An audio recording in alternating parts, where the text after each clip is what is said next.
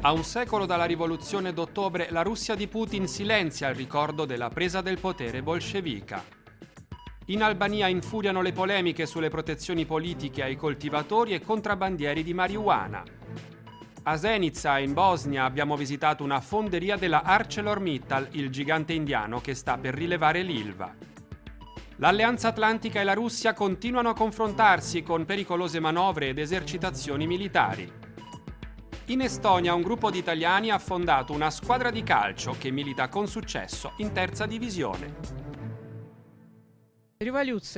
Una rivoluzione ogni tanto serve a fare giustizia e a spingere avanti il paese.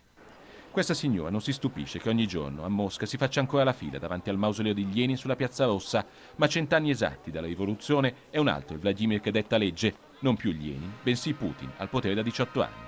E si sa, l'attuale presidente non ama le rivoluzioni, tantomeno quelle colorate. E così il paese in cui tutto accadde attende con imbarazzo e fastidio il 7 novembre, la data che il calendario gregoriano indica come il giorno della presa del potere da parte dei bolscevichi. Un colpo di Stato, si racconta al Museo Hermitage di San Pietroburgo, la vecchia capitale. Nelle sale del Palazzo d'Inverno una mostra cerca di sfatare i miti della rivoluzione.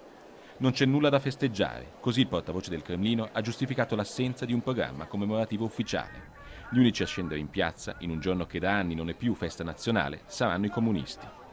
Certo che festeggerò, annuncia quest'uomo, è un pezzo di storia che ha fatto grande il nostro paese. I comunisti, seconda forza politica a livello nazionale, chiedono pensioni più alte e cure mediche gratuite, ma perdono consensi. La maggior parte dei giovani non si ritrova nelle parole d'ordine imparate a memoria dai genitori.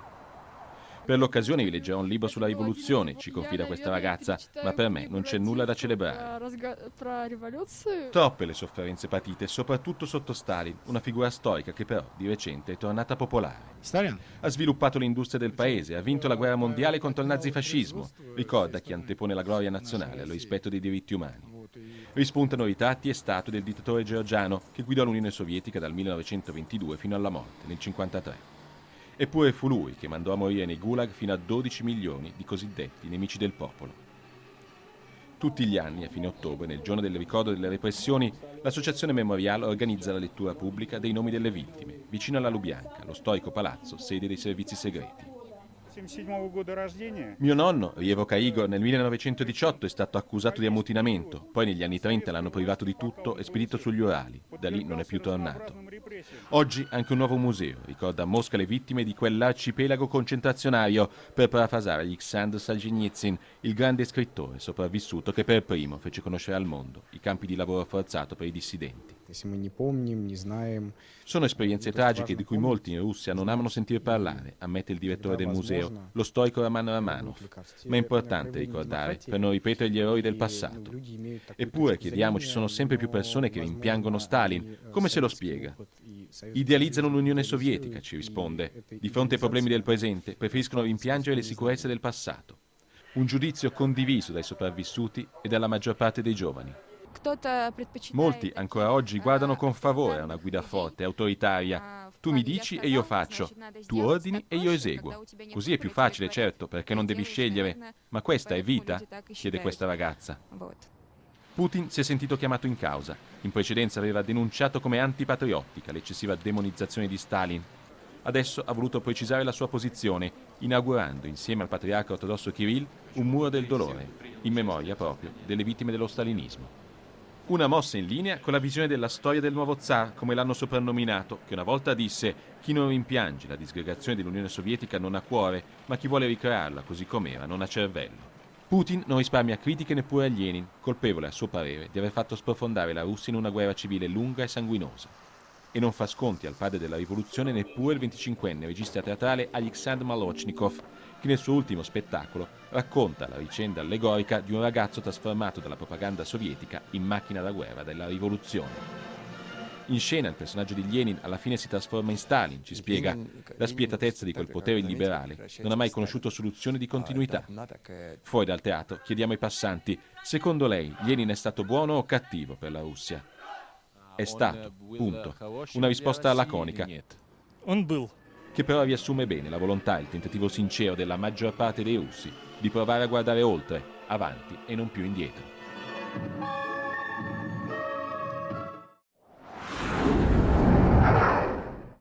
una cosa vorrei sottolineare per i nostri amici italiani.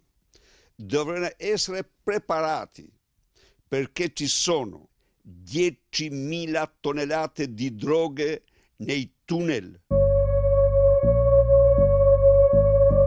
Fosse vero quello che dice l'ex premier Sali Berisha, è l'intera Europa che dovrebbe prepararsi ad un'invasione di marijuana senza precedenti. Le 40 tonnellate sequestrate in Italia l'anno scorso hanno record già superato dal 2017, una goccia rispetto allo tsunami che si sta per abbattere.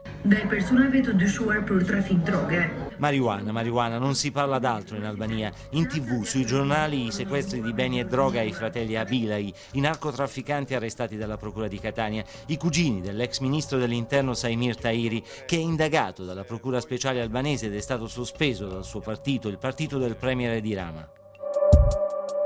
Nelle stanze in cui Tahiri comandava fino ad inizio anno ci spiegano che l'aria è cambiata. Sono stati individuati e eradicati ovviamente dalla polizia circa 55.000 piante di cannabis, che in comparazione con i milioni degli anni scorsi sono cifre abbastanza confortanti. Dati confortanti grazie ai sorvoli della nostra Guardia di Finanza, 130 ore, e ai controlli della polizia albanese, meno corrotta rispetto a un anno fa, 200 procedimenti disciplinari, 20 segnalazioni dalla procura, quanti arresti? No, questo non saprei dire. In realtà, se il numero di terreni coltivati a cannabis si è ridotto drasticamente e c'è chi la produce in piccole quantità al coperto, come dimostra questa sera alla periferia di Durazzo che abbiamo potuto filmare solo col cellulare, è perché il surplus di produzione dell'anno scorso ha fatto abbassare i prezzi e comunque adesso bisogna smaltire le riserve. Già, ma dove sono i magazzini? La marijuana è nascosta sottoterra, nei tunnel e nei bunker del vecchio regime comunista. 7 quintali li ha scoperti la polizia a Permet, questo ex deposito di blindati vicino all'aeroporto di Tirana. Invece lo abbiamo trovato noi, ma la droga che era qui ora è già in Italia. L'odore di marijuana è ancora forte nonostante non ci sia nulla. Il quantitativo di cannabis che produce l'Albania è stimato tra 500 e 700 tonnellate all'anno, il che comunque, tradotto poi in termini economici, significa un giro per gli albanesi di ritorno in Albania di circa 1 miliardo di euro. Un decimo del prodotto interno lordo dell'Albania. Con 1 miliardo di euro la criminalità può fare molte cose, tipo comprare le elezioni, dice nel suo ufficio al 16° piano di un palazzo che domina Tirana il padre nobile del Partito Democratico che è all'opposizione. Una massiccia partecipazione del narco-euro, narco-lec, dei bandi criminali è stato evidente nel tutto il paese. La marijuana ha distrutto lo Stato, è diventato un narcostato. Accuse pesanti da parte di chi quando era premier ha tollerato Lazarat, la cittadella della marijuana, la replica del governo albanese. È un fatto però che nel report sulle elezioni stilato dagli inviati OSCE al secondo posto delle priorità si indichi la necessità di misure robuste per trattare la questione della compravendita dei voti. E poi c'è l'inchiesta di Catania. Tahiri ha fatto minimo 5 milioni, calcolano i trafficanti intercettati. A quello, dice il cugino dell'ex ministro, non gli bastano nemmeno 20 milioni in campagna elettorale.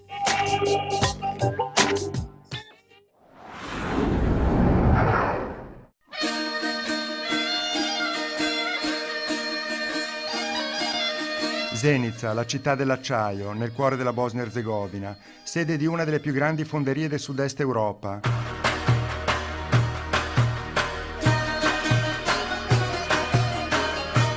Ai tempi della Jugoslavia, 22.000 lavoratori producevano 2 milioni di tonnellate d'acciaio. La transizione dal socialismo al mercato, però, è passata attraverso 4 anni di guerra e la produzione è rimasta ferma fino al 2006, quando la fabbrica è stata acquisita alla cifra simbolica di $1 dall'ArcelorMittal, gigante globale dell'acciaio, futuro proprietario dell'Ilva di Taranto. I lavoratori oggi sono 1/10 di quelli che c'erano prima della guerra, ma i sindacati non si lamentano. Poteva andare peggio. To je tržišna ekonomija i upravo iz tih razloga mi imamo sada... È l'economia di mercato. Oggi abbiamo solo 2.280 lavoratori, ma produciamo 750.000 tonnellate di acciaio che trovano collocamento sul mercato lo stesso giorno che escono dalla fabbrica. Na tržište kad se proizvodnja izvrši. In un paese in cui il tasso ufficiale di disoccupazione sfiora il 40%, i lavoratori sono contenti di guadagnare 500 euro al mese e orgogliosi che la fabbrica sia ripartita. In una città in cui anche la squadra di calcio si chiama Acciaio, la priorità erano gli investimenti e che non si fermasse una storia iniziata oltre 100 anni fa, al tempo degli Asburgo. Durante la guerra, dal 1992 al 1995, gli operai continuavano a venire in fabbrica senza stipendio, senza ricevere nulla in cambio, solo per salvare le strutture, così che un giorno potesse ripartire la produzione di acciaio.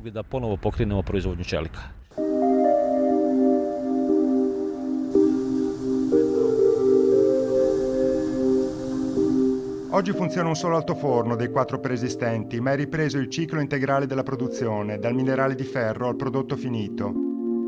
Come a Taranto, però, forse peggio, il problema principale è l'impatto ambientale della fabbrica. Quest'anno le PM10 hanno superato la soglia dei 50 microgrammi per metro cubo già 120 volte, toccando in alcuni giorni un record di 300 microgrammi per metro cubo. Ciò che differenzia Zenica dalle altre città della Bosnia è che qui l'inquinamento non c'è solo d'inverno quando si accendono i riscaldamenti, c'è tutto l'anno, il che dimostra al di fuori di ogni dubbio la responsabilità dell'industria.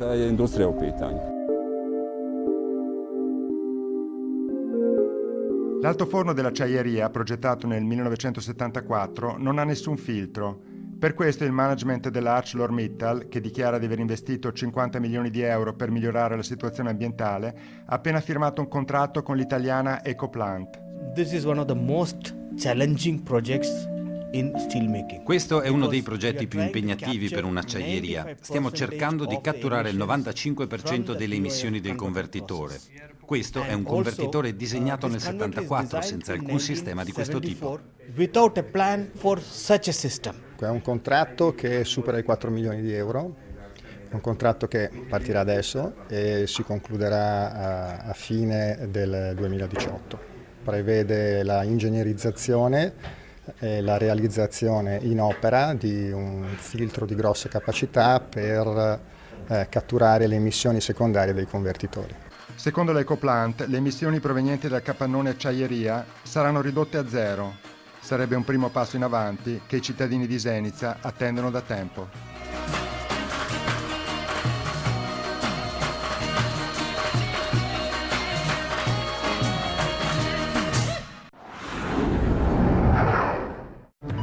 A Sarajevo i pensionati hanno manifestato per chiedere assegni più dignitosi. In Bosnia ed Erzegovina, su una popolazione di circa 3 milioni e mezzo di individui, i pensionati sono circa 410.000, 2/3 dei quali ricevono la pensione minima, che vale 160 euro.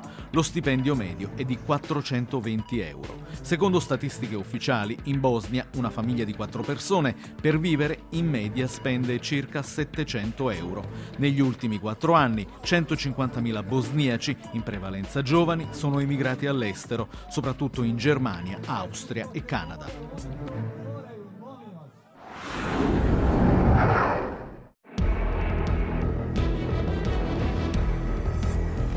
Una nuova guerra fredda, questa è la definizione che oramai gli analisti usano per illustrare i rapporti tra l'Alleanza Atlantica e la Federazione Russa, una contrapposizione che ha indotto gli Stati Maggiori a eseguire pericolose esercitazioni militari. All'inizio dell'estate gli statunitensi hanno eseguito manovre congiunte con i paesi baltici, usando anche bombardieri strategici B-1 e B-52. A luglio l'esercito americano ha schierato in Polonia e Lituania batterie di missili Patriot. Sempre in estate 25.000 soldati e marinai di 17 nazioni hanno partecipato alle manovre NATO nel Mar Nero.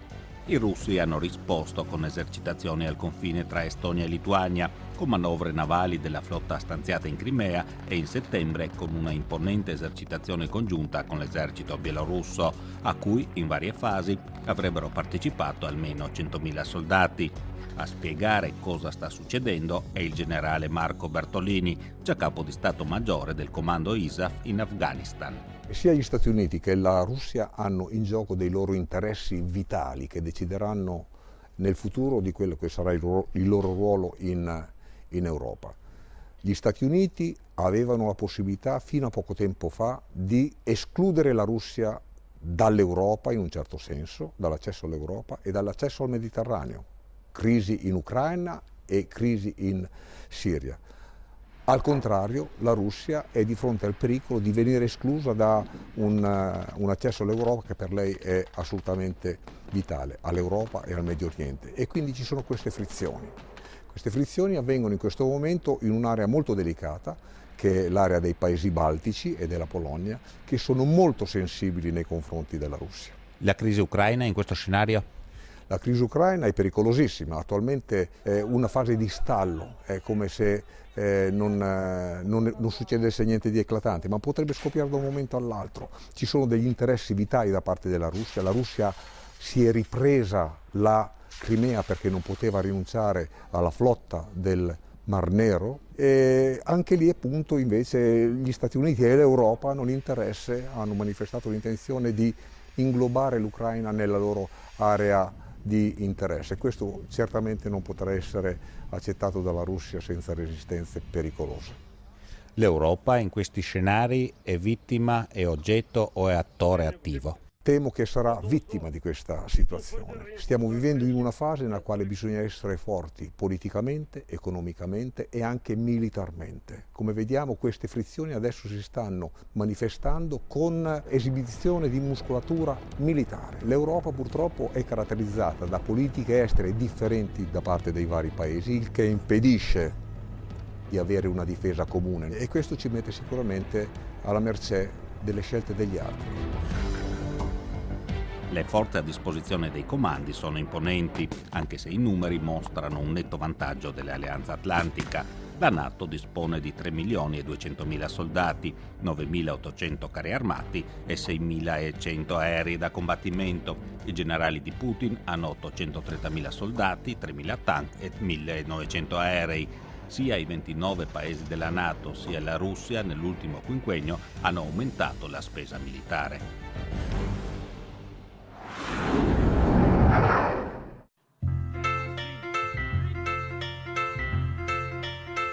Cosa ci fa una squadra di calcio con un nome italiano nella terza Lega Est, ovvero la quinta serie?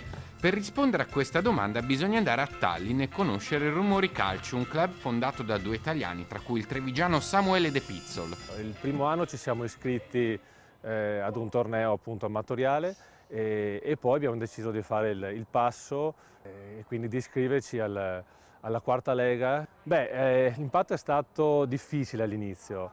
Il bello è che nel girone di ritorno la squadra si è trasformata grazie anche ad alcuni inserimenti importanti e siamo riusciti a raggiungere la promozione in terza Lega. Proprio nell'anno della promozione, quello passato, il Rumori Calcio è riuscito a farsi notare conquistando gli ottavi di finale nella Coppa Estone. Ha perso contro una squadra della massima serie, ma riuscendo a segnare un gol nei secondi finali che ha rappresentato già di per sé una vittoria. Ricordo che sono corso ad abbracciare Roman, il ragazzo che ha segnato, gli ho dato più di qualche pacca sulla spalla, sulla testa. È stato un momento di gioia comune per la squadra. Una squadra di dilettanti che era per lo più composta da italiani è diventata col tempo una multinazionale con 30 paesi rappresentati nel corso dei suoi pochi anni di storia. Il polacco Tomasz Leszczynski fa parte del nutrito gruppo di stranieri. Gli abbiamo chiesto cosa ci sia di speciale nella squadra. L'atmosfera, il legame tra i giocatori, il fatto che dopo ogni partita usciamo insieme, festeggiamo insieme e il lavoro di squadra, è davvero divertente. Mente e cuore del Rumore è il cofondatore e allenatore Angelo Palmeri, barese. Abbiamo parlato con lui al termine di una seduta molto dura per i suoi ragazzi dopo una partita non all'altezza. Questo fa capire quanto la società faccia sul serio. Una volta un inglese ci ha chiamato professional amateurs, gli amatori professionisti, perché ci mettiamo veramente un impegno quasi professionale anche in quello che come appariamo nel merchandising e le altre cose. Vogliamo apparire dei professionisti, chiaramente rimaniamo un club amatoriale. Arrivi e partenze di giocatori sono all'ordine del giorno in ogni squadra amatoriale e il Rumore non fa eccezione. Anzi, con la sua natura di aggregatore della comunità di stranieri in Estonia, capita che vengano a giocare ragazzi durante il loro programma Erasmus. È il caso di Gaetano Romano, studente proveniente dalla Bocconi di Milano. È una bellissima esperienza, non solo dal punto di vista calcistico, ma anche dal punto di vista culturale, perché comunque qui ci troviamo a giocare con persone che vengono più o meno da tutta Europa, anche extraeuropei. Mi sta piacendo, soprattutto con il mister Angelo, che subito mi ha fatto ambientare qui, non solo dal punto di vista calcistico, ma proprio nell'ambiente estone di Tallinn. Il calcio e lo sport in generale si dimostrano ancora di più in questo caso come un collante tra culture. Tu hai una squadra con gente proveniente da diverse culture, però gli dai un'identità comune. Quindi alla fine noi andiamo oltre le singole identità e siamo Rumori Calcio, abbiamo la nostra identità. Rumori Calcio! Rumori Calcio! Rumori Calcio!